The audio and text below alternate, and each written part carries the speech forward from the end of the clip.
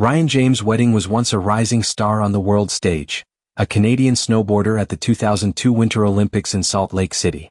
His athletic promise concealed a darker path. After his Olympic run, he allegedly abandoned the slopes and climbed into a subterranean world of cocaine smuggling, violence, and murder.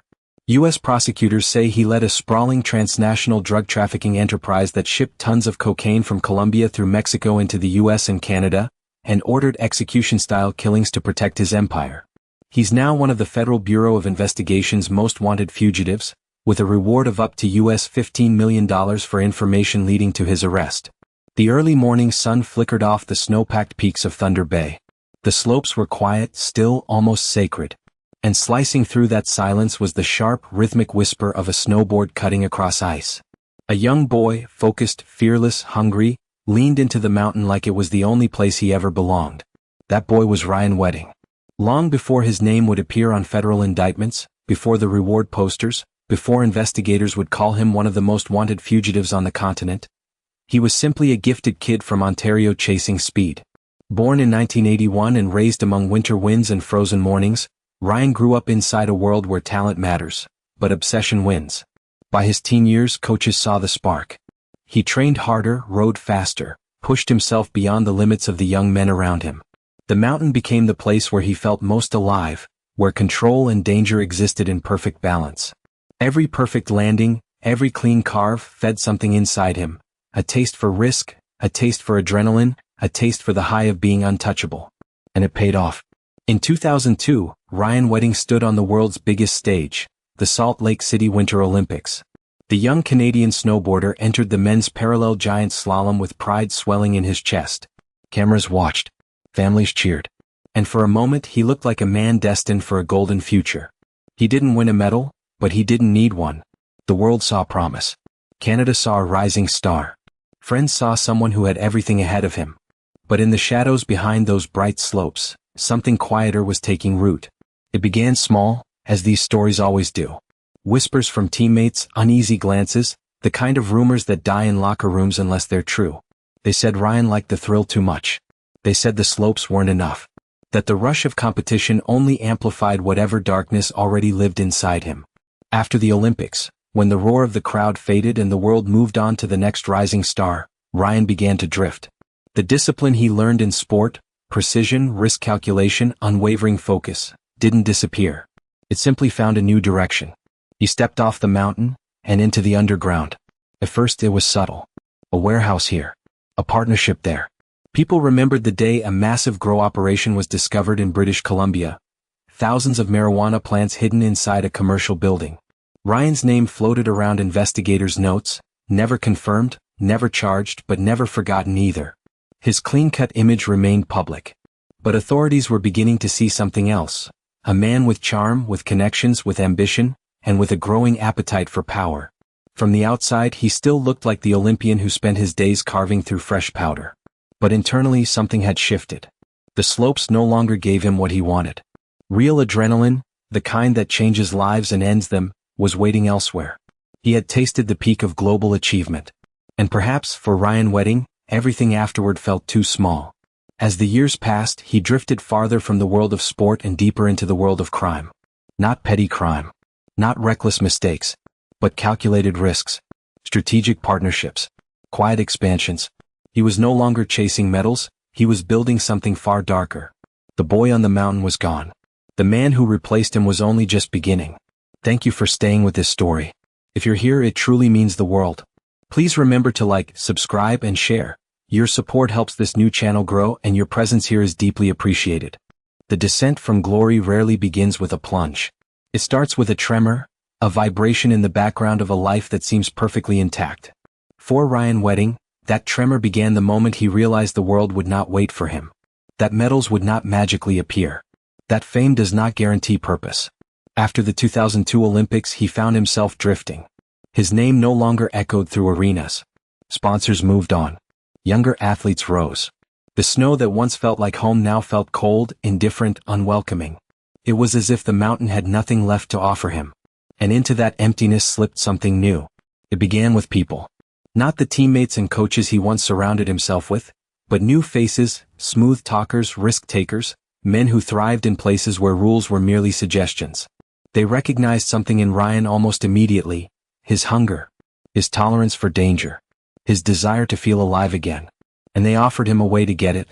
At first he didn't leap. He stepped, quietly, carefully, testing the waters of a world fueled by quick money, fast connections, and silent partnerships. But once he stepped in, the current pulled him deeper. The legitimate ventures were the gateway: investments, properties, businesses that looked clean on paper. But those same properties became perfect hiding places, perfect headquarters, perfect fronts for something much larger. Then came the warehouses. The first major shadow in Ryan's public life appeared when authorities raided a massive indoor grow operation in British Columbia. Nearly 7,000 marijuana plants lined the walls of a commercial building, a multi-million-dollar crop.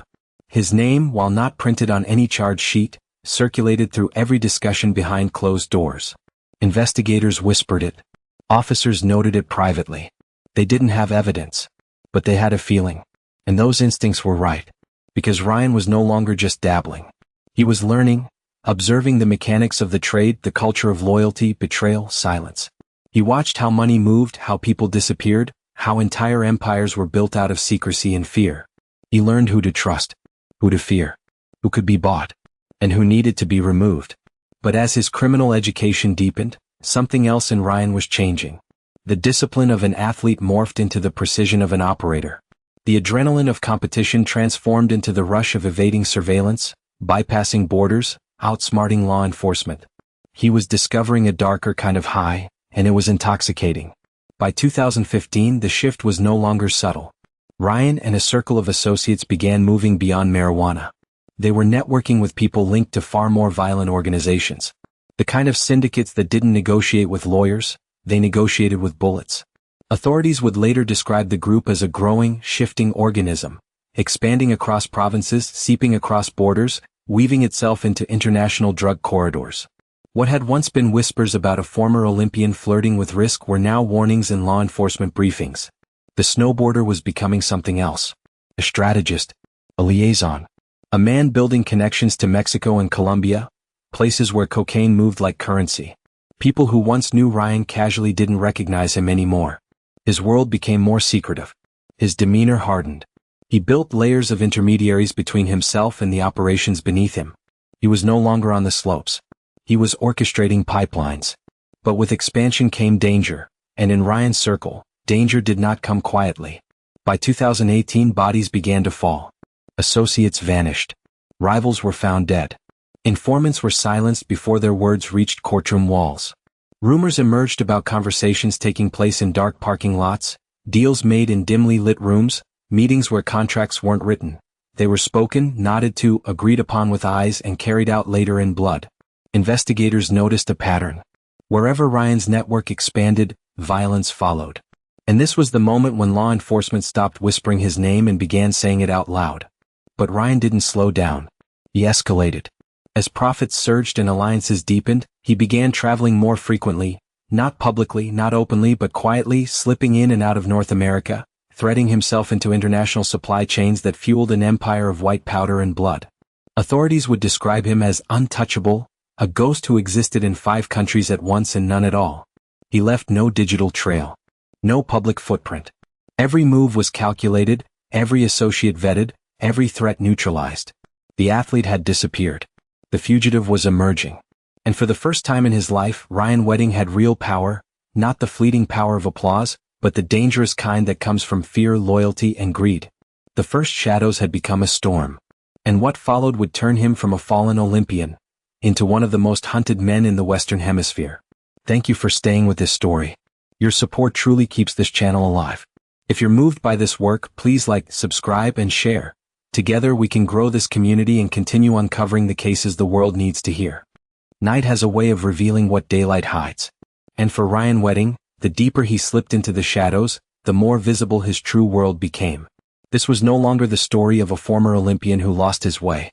This was the rise of an empire, one built in quiet rooms, invisible borders, and the unmarked spaces between life and death. By 2019, Ryan had evolved far beyond the small-time operations that once surrounded him. He was no longer just a participant in the drug trade, he was an orchestrator, a designer, a strategist.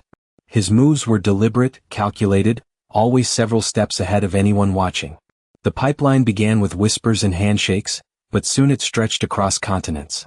Tons of cocaine moved through South America, passed through Mexico, and found its way into the veins of North America. Every shipment was a test of nerves. Every border crossing was a silent battle against unseen watchers.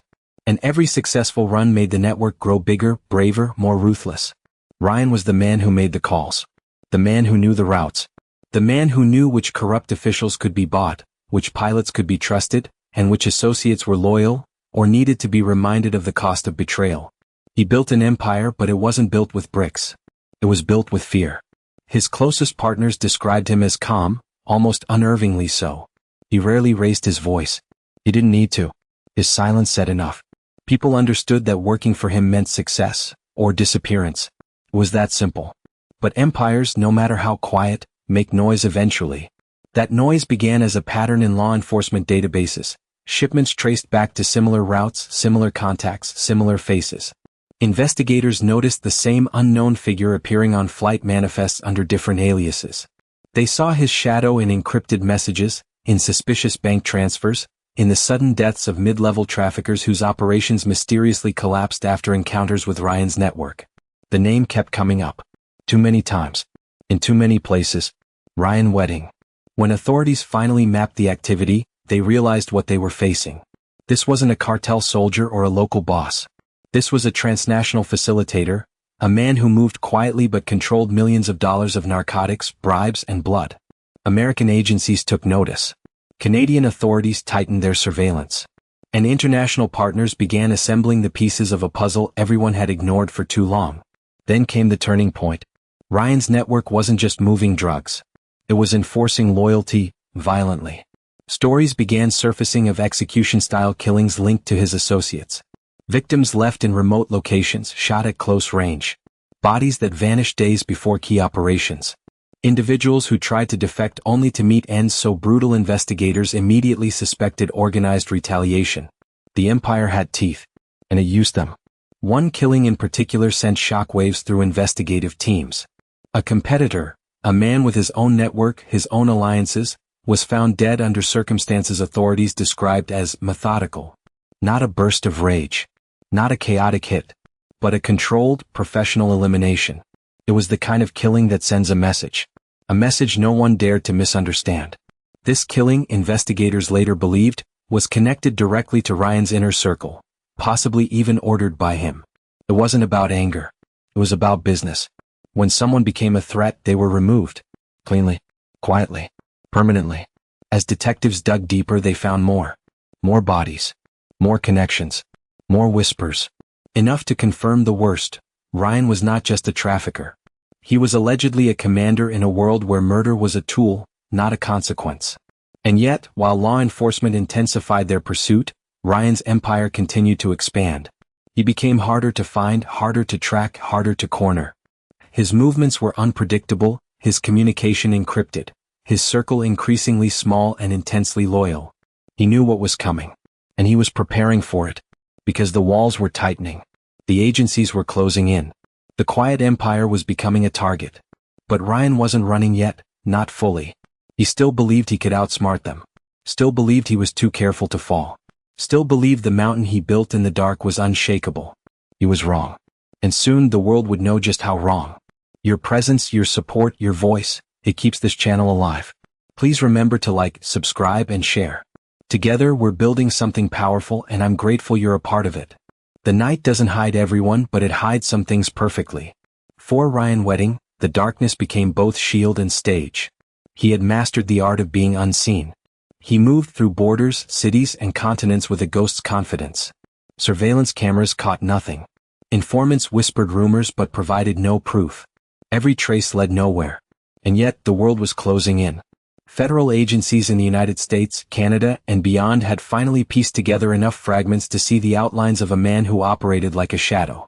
They saw the murders, the shipments, the alliances, the terror he invoked in his own network. And they saw one thing clearly. He was dangerous, calculated, and lethal when crossed. The FBI placed him on their most wanted list. A reward of $15 million was offered, a fortune for a face that had not been seen publicly in years. Billboards, online alerts, and press briefings began broadcasting his existence to the world. But Ryan remained elusive. He was no longer just a former athlete, he was now a phantom. His past life, the glory and applause of Olympic slopes, was a distant echo. Now only the cold facts remained: the deaths, the cocaine shipments, the vanished associates, the whispers of a network that stretched across borders and oceans. Every investigation revealed more complexity. His empire was structured to survive his absence. Trusted lieutenants ran operations, hiding the man behind layers of deception. Multiple identities, stolen passports, and encrypted communications made him virtually untraceable. And yet, the law was relentless. Agents followed leads, stitched patterns, monitored travel corridors. They interviewed family, associates, and anyone who had crossed paths with the enigmatic ex-Olympian. Each conversation added new layers, a map of loyalty, fear, and survival. Then the first public indictment arrived. Ryan Wedding was formally charged with drug trafficking, murder, and conspiracy, a list so extensive it seemed almost cinematic. Headlines spread across continents. Former teammates who once cheered him on the slopes now struggled to reconcile the image of the young snowboarder with the man accused of orchestrating death. But even with indictments, Ryan vanished. Authorities discovered that his movements were no accident. Every town, every hotel, every safe house was carefully selected. He seemed to know where the cameras would fail, where the walls would have ears, where the roads were fastest and the checkpoints weakest. And the more law enforcement tried to predict him, the more unpredictable he became. Rumors began to swirl, sightings in Mexico City, Panama, and even in remote Canadian towns where no one expected a fugitive of his notoriety. Each report fueled a mixture of hope and frustration among the agencies. Ryan was always one step ahead, always disappearing before they could corner him. The empire he built in the shadows showed its most terrifying quality: resilience. Violence, fear, and discipline maintained loyalty within his network. Associates continued operations even as federal indictments named their leader. The system was self-sustaining. And Ryan, from somewhere unseen, still pulled the strings. But even ghosts leave traces. Authorities eventually uncovered phone records, coded messages, and financial transfers that linked him directly to his alleged crimes. While the man remained elusive, the empire's expansion left a breadcrumb trail, enough to build charges, enough to define the danger he posed. The world now knew Ryan Wedding was not just a fugitive. He was a mastermind, a shadow with reach and lethal intent. And with every passing day, the hunt intensified. Yet, for all the skill, all the planning, all the power, there was one truth he could not escape. The law, patience, and relentless pursuit do not tire. They wait. They watch. And when the moment arrives, even the cleverest ghost can be caught. The mountains of Thunder Bay, once a sanctuary for a young snowboarder, seemed like a lifetime away. The applause and dreams of 2002 were nothing but echoes behind him.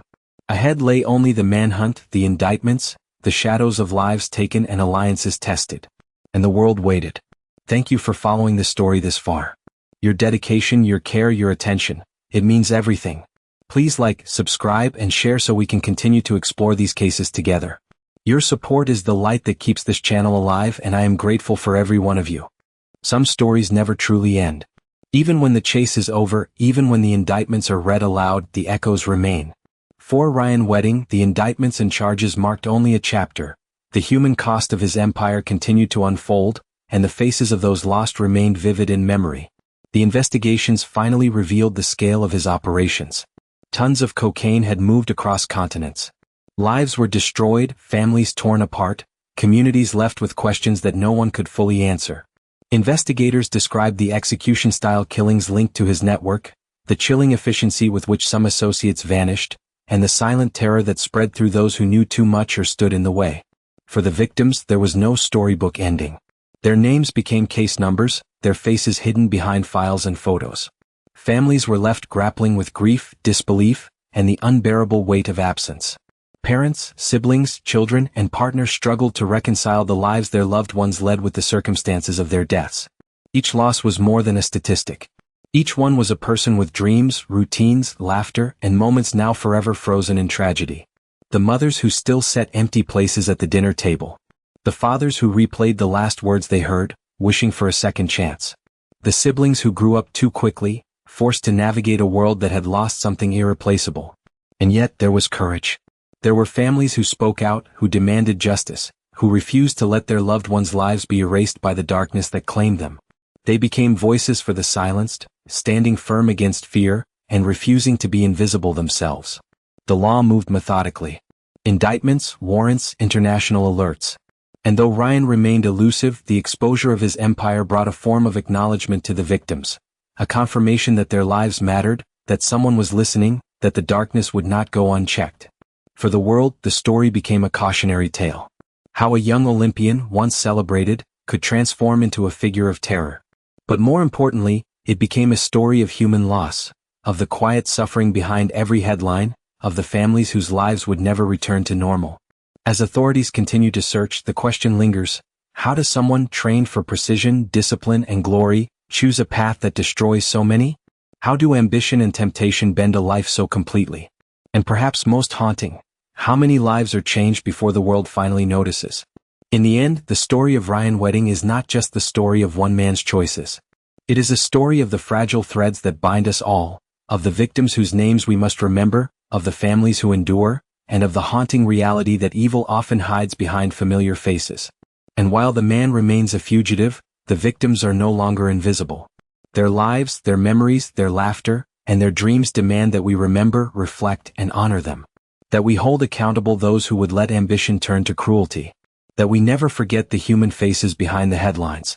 The slopes of Thunder Bay, the applause of Salt Lake City, the shadows of warehouses and secret deals, they all converge into a haunting question. How does someone with the world at their feet choose to walk into darkness, leaving so many in the cold behind them? Thank you for following this story to its end. Your time, attention, and care are a tribute not only to the truth but to the lives affected by these events.